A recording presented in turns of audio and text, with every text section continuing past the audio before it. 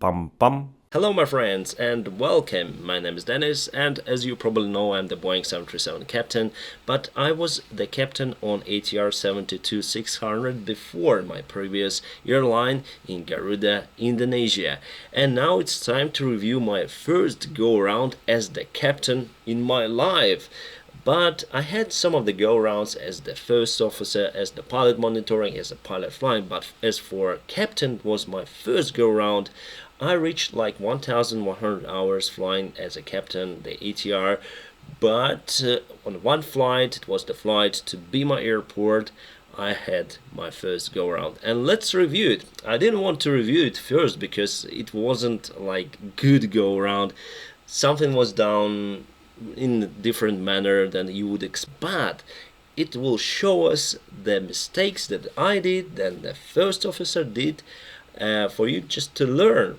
And now I perform go arounds. It's very easy for me.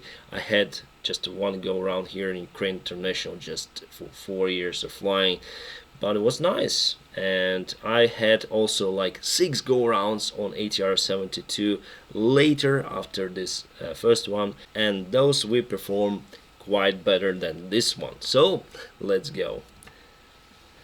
Wow, go around ATR. Let me stop.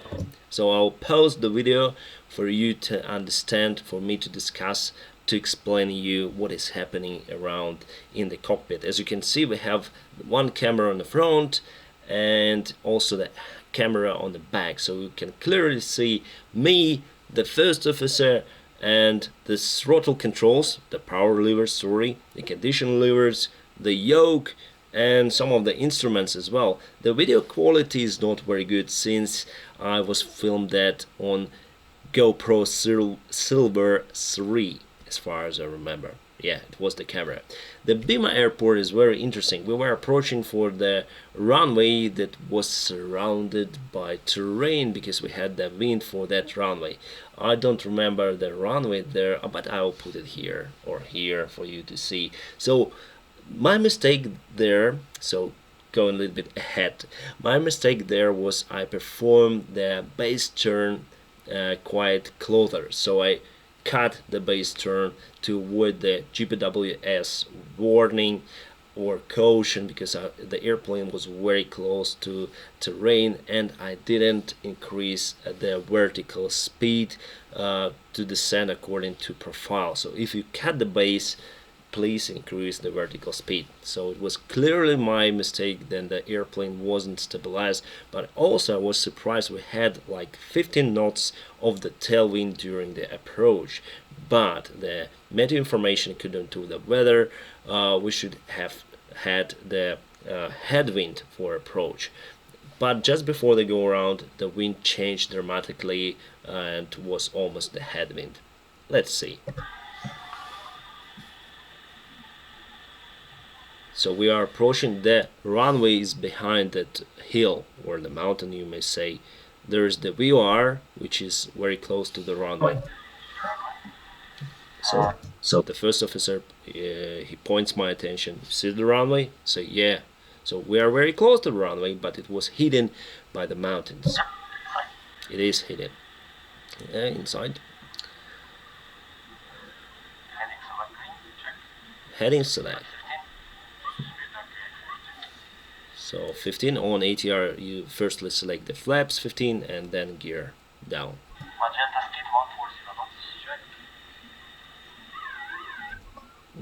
Not good attitude. Now I always hold the yoke and the power levers. Here you can clearly see I wasn't doing it.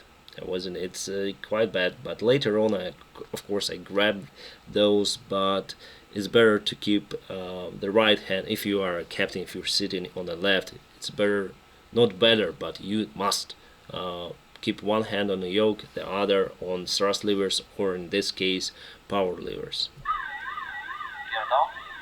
Yeah, like that. Gear down. The gear extends very fast on ATR.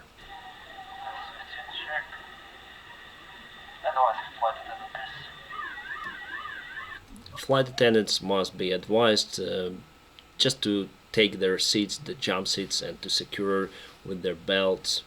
The woo woo sound is the autopilot trim of the airplane, the pitch trim. Woo woo.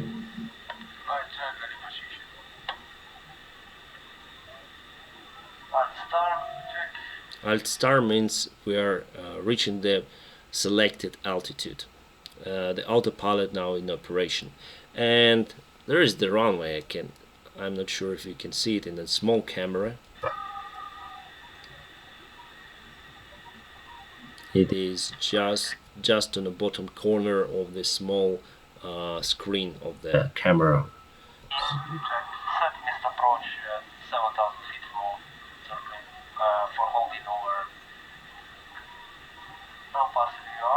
So the missed approach here is very high, 7,000 feet.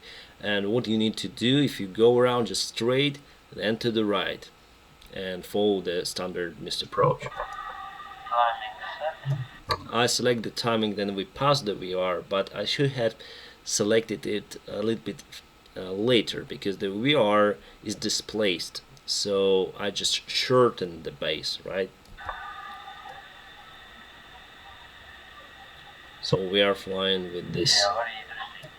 Yeah, very interesting because it's my second flight to this airport and the first approach to this particular runway.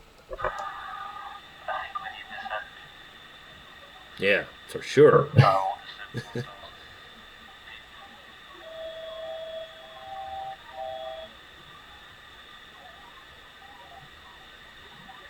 As you can see, the clouds, the mountains, they are very close to the airport. And look behind my shoulder over there, you'll see that the mountains are very high and yeah, very close. And that is why it is kind of windy there. So if you have the wind, you may have wind shear, turbulence during the approach, the speed may be unstable, etc. So Bima is very interesting airport as for me.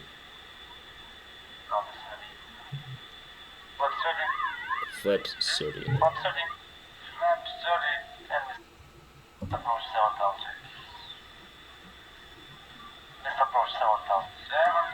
I asked third time to send the 7,000 feet for missed approach.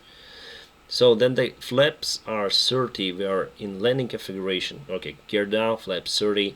What we need to do next is perform the before landing checklist. It's called the before landing checklist. Then you need to check the configuration of the airplane. If you do not do it, it means that the airplane is unstable and you have to go around. So you need to do it and continue approach.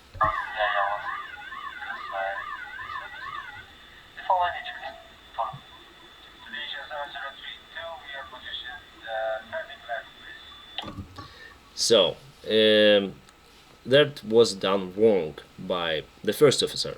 Understand me right, my friends. They are wonderful first officers in Indonesia. I had fantastic time flying with them, and they're very young. As you can see, this first officer has 2 strips on epaulets, and it means he is a junior first officer with less than 1,500 hours.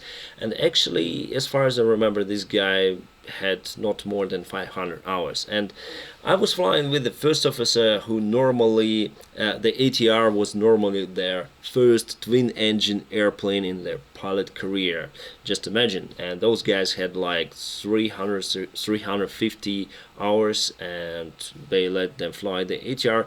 So for those guys it was the huge opportunity to enter the commercial aviation, flying the ATR in a young age with experienced guys, as I think I was. But actually you'll see that in this particular case it was my mistake that we missed the vertical profile and I didn't control it, and I was not afraid of the mountains, but it was unusual for me to see them so close. So I just thought I saw that everything on my screen was red, just a couple of miles ahead. So I was considered that we'll have the terrain warning or caution. So that is why I turned but then you turn, then you cut the base. Do not maintain the usual vertical speed. You need to increase it to follow the profile. You do not need to increase it very high values. 1000 feet should have been enough in that case. So for me, I did mistake. The first officer also, it was like a duty management, I would say, and situational awareness. So I asked him for the before landing checklist, and he immediately switched to the air traffic control, telling, okay, we are on base, because before the air traffic control told us, sorry, call on base. So we started the turn, so he called the base. For flying the airplanes, for all the pilots, there are 3 golden rules how to manage the workload inside the cockpit. First, it's aviate, basically fly the airplane. That is what I am doing, and that is what the first officer is helping me with. So airplane configuration and basically the airplane position in air. The second is navigation, the airplane navigation relative to the ground, relative to the other airplanes. And the third is air traffic communication. So aviate, navigate, communicate. So we needed to do the before landing checklist, and after that communicate with air traffic control. Here I understand why first officer did this call to ATC, because ATC told us call on base, and we are on base. He called to ATC.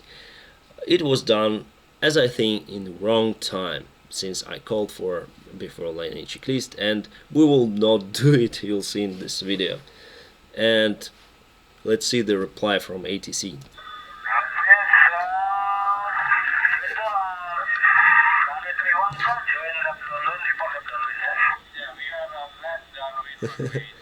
So ATC doesn't see us. I don't know where he is, but probably he's sitting in a chair like this.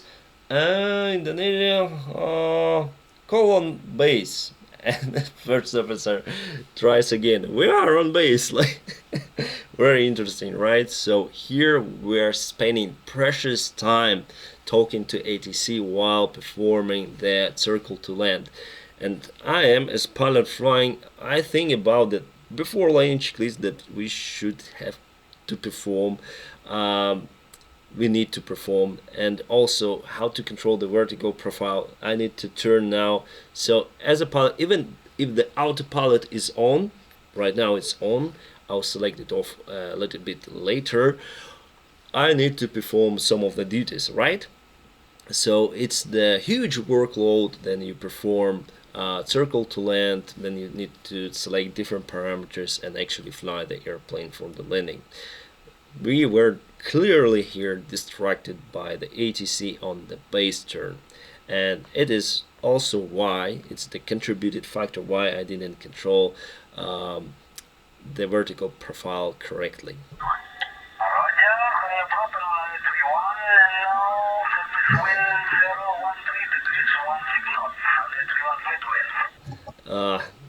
I actually didn't, at this point, honestly, I didn't understand the wind information. It was given so precisely, so let me show it to you again. Runway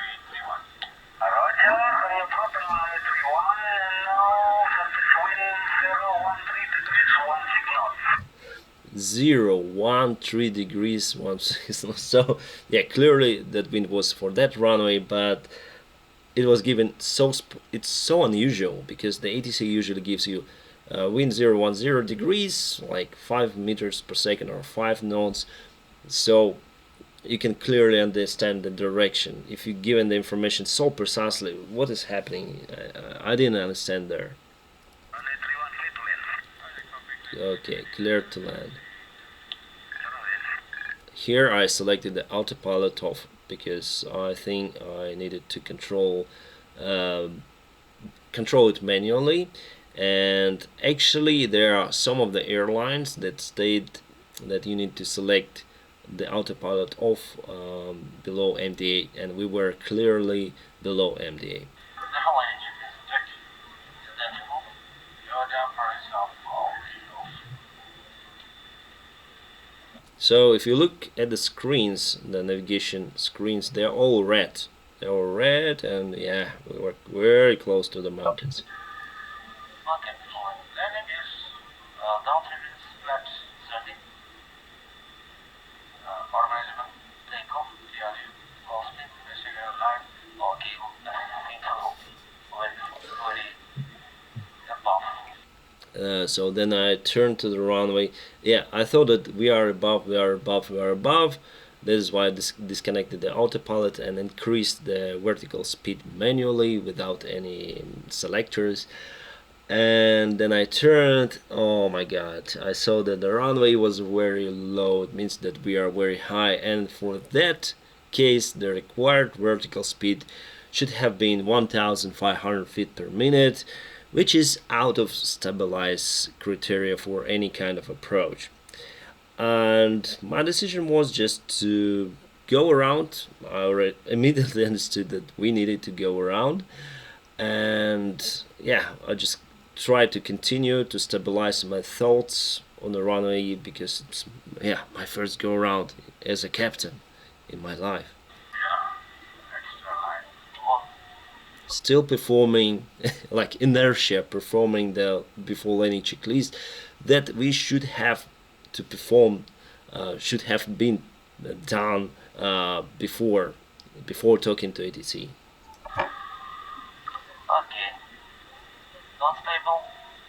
I already put the power levers, some power a little bit to help the airplane to stabilize, to avoid this rapid change of this power, of this thrust, I would say. And yeah, not stable. Go around. So set go around power flaps 15, flaps 15, everything was done correctly here until some point. So here the airplane starts to climb because I already put some power before. Here I put the power levers to the notch position, which is go around power, and immediately airplane starts to climb. So they call out from the pilot monitoring, whether the captain or the first officer who is pilot monitoring, in this case it was the first officer, he should have to call out the positive rate. He should have to cross-check the vertical speed indicators and also radio altimeter for the positive rate and say to me positive rate, and I would say gear up, and the first officer would select the gear up. So the flying, the workload inside the airplane is very similar to orchestra, but instead of playing the music we are flying. So if one pilot plays his or her note, I should play my note. If the pilot would not play the note, I will not play my own note. So we need, it's called procedures. So it's procedure orientated environment inside the cockpit of any modern day commercial airplane. So what he's done, yeah, the camera fault. What he's done that he again called to the air traffic control. Don't know why. So it's golden rules: aviate, navigate, communicate. So my friends, just look at this video, try to understand what was done wrong, and if you want to become a pilot in the future, do not do these mistakes. You can check what was done correctly and what was done incorrectly. So for incorrect actions, I try to concentrate my attention there on my faults, on my mistakes, on the first officer mistakes. I hope it's understandable. I'm not blaming me. I'm not blaming the first officer. We've done quite a good job there. We did the safe go around. We did all the checklists, but just a little bit wrong. We could have done in a better way. In a better way for sure. So again, the first officer goes, instead of calling me the positive rate, and I would call the gear up and select the gear up, he called to air traffic control.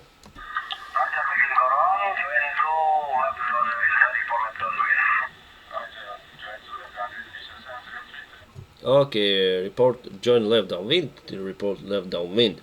And here I was confused because the published missed approach was straight ahead and to the right, climbing 7,000 feet. There was a specific point, I don't remember the name. From that point, you do all the procedures and come back for landing. So that's why the missed approach altitude is very high, like 7,000 feet, because there are mountains around. So you go all the way through the bay to the ocean. And yeah, the first officer actually remembered that we need to select the gear up. What's the rate?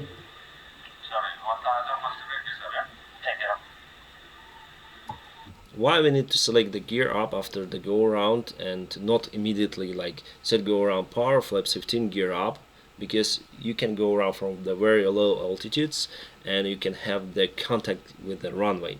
Actually, I had the case in my real life, and I was going around on Boeing 737, but that's the other story. Probably I'll tell you maybe later.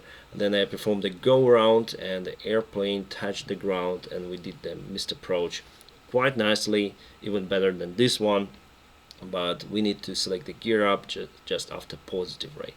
Gear up, heading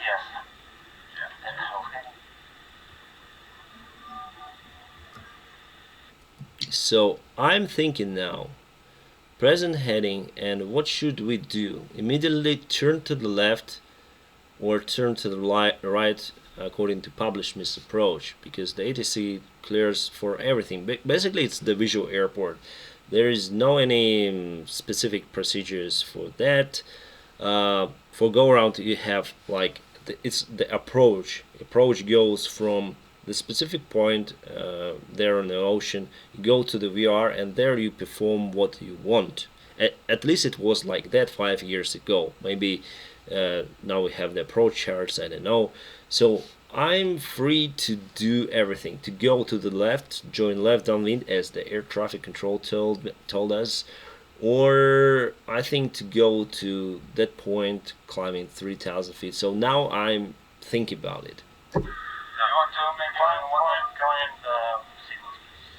Yeah, and climb sequence. So the first officer was he puts his hand on heading select probably, and to navigate, yeah, but I derated to Aviate. We need to perform the climb procedures, select the specific switches. I don't remember what we need to do on climb sequence on ATR. It was a very long time for me flying ATR.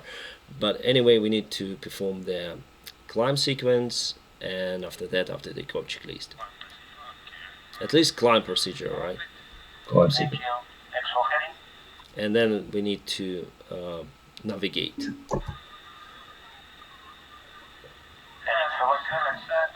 Here with the heading.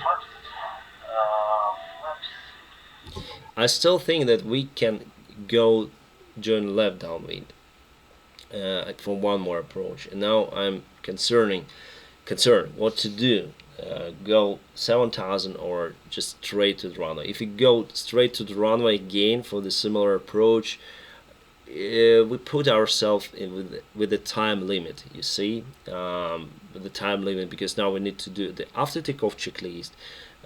Again, check the wind information, check the weather information again, perform the descent checklist, approach checklist, talk to the cabin crew, calm down the passengers, because it was the go around non-standard. So everything should be done in a proper way, in a proper sequence. So the chances for us to get into the similar situation is quite high. So I was still concerning that left turnout for one more approach straight away, but immediately I had the other thought, okay, just don't rush, do everything according to procedures, take your time, we have lots of fuel. So I'm thinking. Flap 0.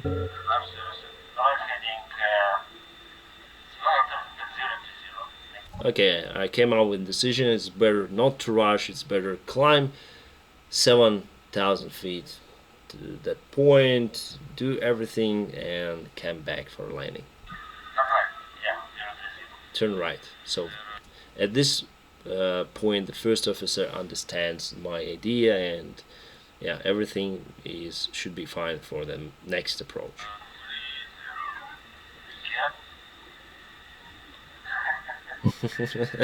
Now it's a little bit calm, so I'm just laughing just a little bit, just to calm down. Because for me, it was the first go around, my friends, first go around, and it wasn't easy in that airport. I had the tailwind. I didn't expect that. I didn't expect the mountains to be so close visually. Wow. Yeah, the first time for me, I saw the mountains so close to the airplane just in front, and yeah, it was interesting. It was stressful, but you need to perform. You perform well under the in stressful conditions, I would say. If you are very calm, you kind of lazy, and you will not perform in the best way. So you need to have some of the stress. Here, yeah, clearly wasn't my stress, because it's the first go around. I would say the first officer was more calm than me, but he was pilot monitoring, of course. Okay, before you complete this, okay. Your takeoff? Yeah, the takeoff should be ready. Up, flaps. Up, zero.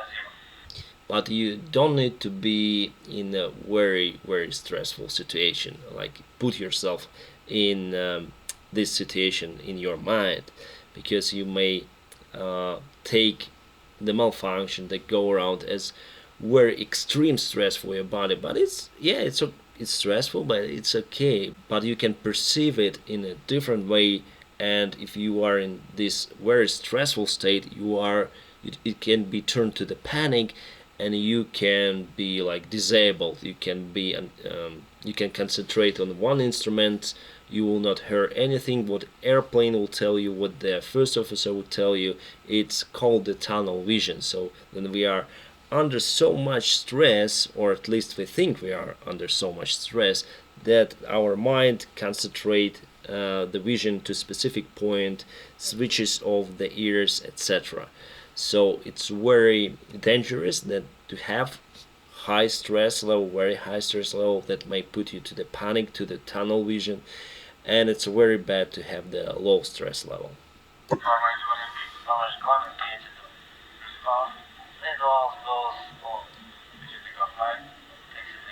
So we perform the after takeoff checklist. Nothing interesting is here, and let me skip to one more approach and landing. Pam pam. Alright, the second approach, my friends, and this time I perform it a little bit differently. So I put the airplane towards the runway edge and then turn it. So it's like a classical circle to land, not from the VR point, but from the runway itself. So it's usual, it's more classical, but still I cut the base but increase the vertical speed, because for me it's still unusual to fly in those mountains airport.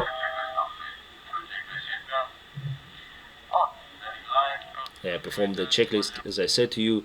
Again, briefing and everything.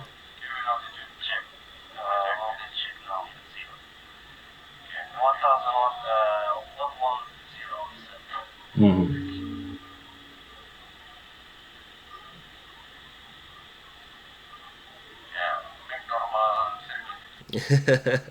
So the first officer told it this time, yeah, he's laughing. Yeah, this time perform normal circling. Yeah. So we go straight towards the edge, because yeah, he said yeah, because before we perform a little bit tight. Yeah.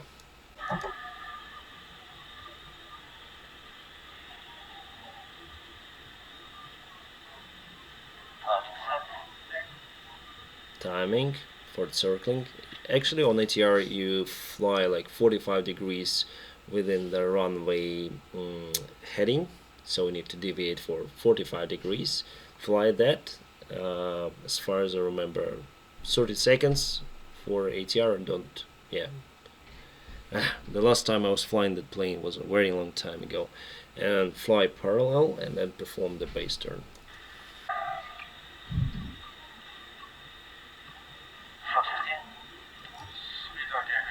Again, extending flaps and gear, but this time I had the different strategy for before landing checklist.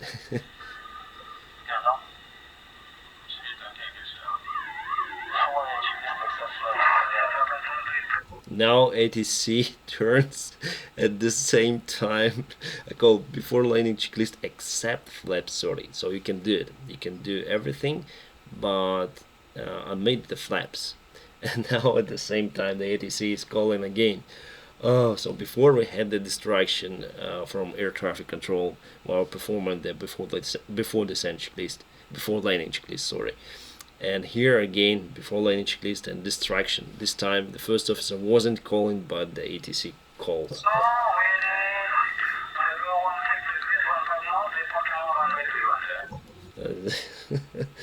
Oh, crazy.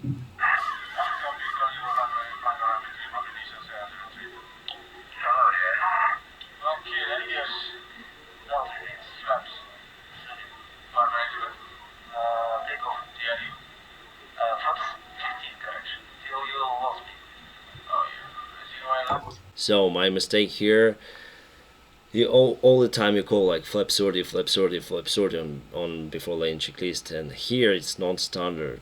And I saw the flaps and I answered 30.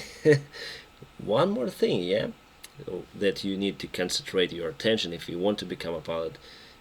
Call out what you see. Don't call out what's in your usual mindset.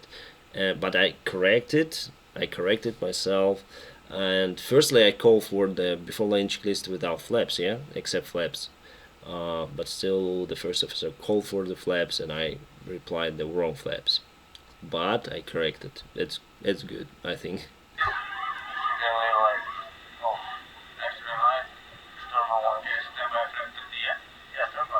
Yeah, stand by. So here my idea is just to left one item for the flap sortie, because the before landing checklist is very long for ATR and it takes lots of time. So we were distracted by air traffic control, we were distracted by that checklist, checklist reading, long reading, not actually performing the maneuver for the landing properly.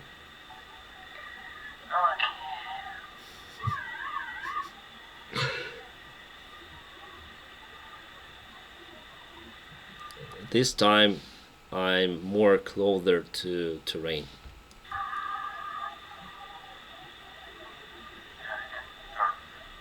Now the first officer is a little bit concerned. No, you can turn. Yeah, you can turn. But they are very close. From the camera you cannot really see, but they are very close. The mountains are very close. I wonder why GPWS didn't sound like pull up terrain, or at least terrain ahead.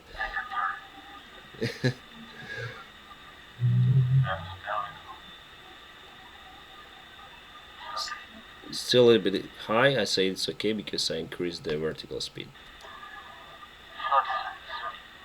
Flap sortie.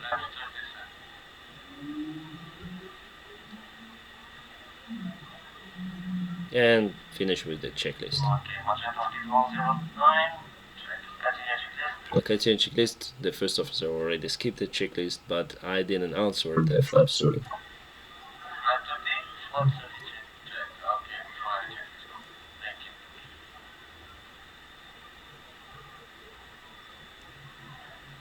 Again, we are high.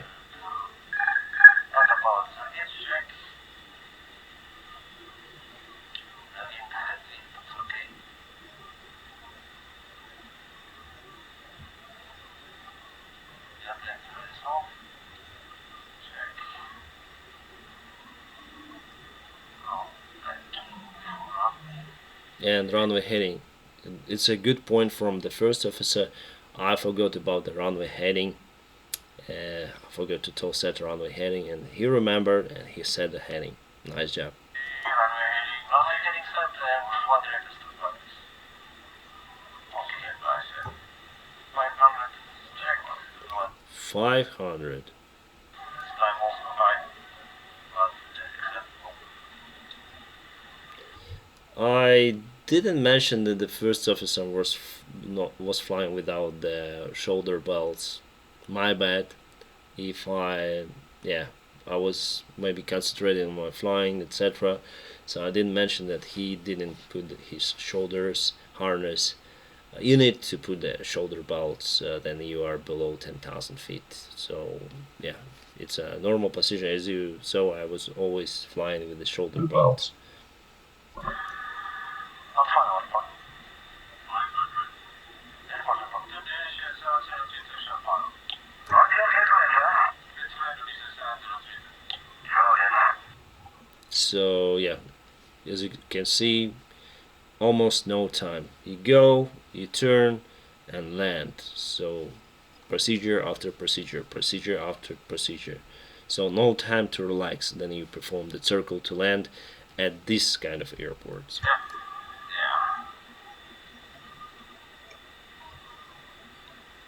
Yeah, now you see headwind strong. Yeah, headwind strong. And before we had the tailwind, now it turned at around 300 feet. Yeah, it turned to the headwind. That is very interesting for this kind of airports. Then they are surrounded by terrain. With terrain, the wind may blow from one side and it change from other side. So yeah, and you can have the turbulence, as I say to you, and wind shears as well.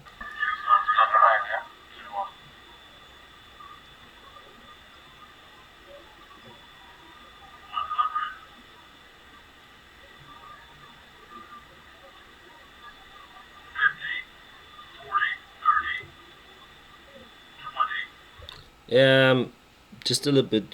The ATR is not high airplane, and now I do not approach the runway like I did on ATR. The runways there in Indonesia are very short. That is why I approach one dot below the glide slope as usual. If I had a glide slope, right? So visually I approach a little bit lower than I do now. Now I follow the standard 3 degrees glide slope, no matter visual or not on Boeing 737, because we fly for very long runways. But in Indonesia, sometimes you have very short runways. In that case, I cross the threshold at around not 50 but 30 feet. Don't do it even for if you cross like 50 feet. It doesn't really hugely matter, but I just got used to like cross at 30 feet, which is wrong. I agree, it is wrong.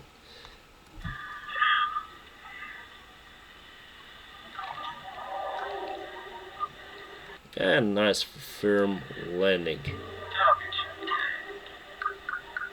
As you can see, the first officer, after landing, I went to the tiller to control the airplane direction, and the first officer holds the yoke to the right into the wind, because we had a crosswind there as well. So the headwind with crosswind component. So my friends, everything was done almost nicely there. Just want to concentrate on mistakes that were done from my side and from first officer's side. So put your hands on controls, then below 10,000 feet. Do not cross the threshold lower than 50 feet as usual. There are some of the exceptions, and still it was safe for me to fly there, but don't do it. It's better to cross at 50 feet, right? Cross the threshold at 50 feet. If I have the long runway, as for ATR, I always crossed at 50 feet, right? Then on short runway, I crossed lower. If you watch some of my videos flying the ATR in Indonesia, there are some. If you see the long runway, I fly 50 feet. If the runway is short, 30 feet. Usually you have open thresholds, there are no trees, but there are some of the exceptions. And again, the wrong management, especially according to vertical profile, especially manipulating with vertical speed. What else from my side? Well, I cut the base, I didn't increase the vertical speed, and I started timing a little bit earlier than I needed to start. As for the first officer, aviate, navigate, communicate, and we were disturbed by the air traffic controller and we lost the crucial seconds that required our attention during the approach for that kind of airport. And the rest of the flight was okay with the first officer. Oh, yeah, shoulder harness. Always use shoulder harness. I don't know why, but some of the pilots, then I look at them, even below 10,000 didn't use it. I sometimes say, okay, buckle up, my friend. Oh, yeah. I'll put the shoulder harness on. So there are some of the special types of operation as you see in Indonesia. Sometimes we've flown to the airports with a kind of short runways and there are no any type of approaches, nothing. So there are some of the airports that are not even in GPWS database, and then you're approaching the airport, you can hear from the airplane, terrain, pull up, because the airplane thinks that you just approaching to terrain, not to the airport. It was very interesting experience. I just started my flying by that time. I just started my flying. It was like a couple of months of me flying the ATR for Garuda-Indonesia, and actually Garuda-Indonesia is the nice airline. Don't think that pilots, if they do not put the shoulder harness, that they are bad. No, they are okay. They are fine, and little by little, they are just young, and someone needs to explain to them. Then I came to the aviation. I was so self-confident that I know everything, but after 500 hours, I understood that I don't know anything. So little by little, you are getting this experience. Even I'm learning. You just can't know everything. That is why we go to the flight simulator. That is why we follow the special training for different airports, because you need to upgrade, always upgrade, not to forget what you know already, and you need to understand something new as always. So good pilot is learning pilot. That is why I'm reviewing this video for you, my friends, for you to understand what you need to do, what you don't need to do, not to do the mistakes that I did while my first go around on ATR 72-600. Actually, it was filmed on video, and I'm happy to have this video with me on my computer, and I'm very happy to share it with you. I hope it's okay for the first officer. The first officer is nice, and I hope that he still flies the airplanes, because now in a crisis, I know that many of the guys, they just lost their jobs, they were furloughed, layoffed, etc. I hope most of the guys are still flying. I wish you guys happy career.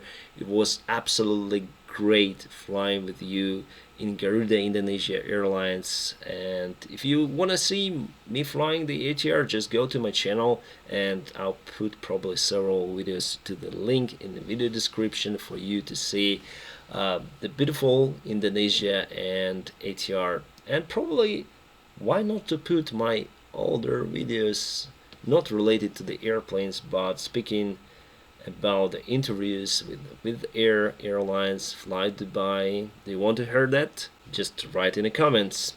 And my friends, I know that you are awesome, so just follow the awesome guide checklist as usual. First, like this video, then subscribe to my channel. After that, ring the bell, whatever it means. Thank you very much for watching this video, and have a great time.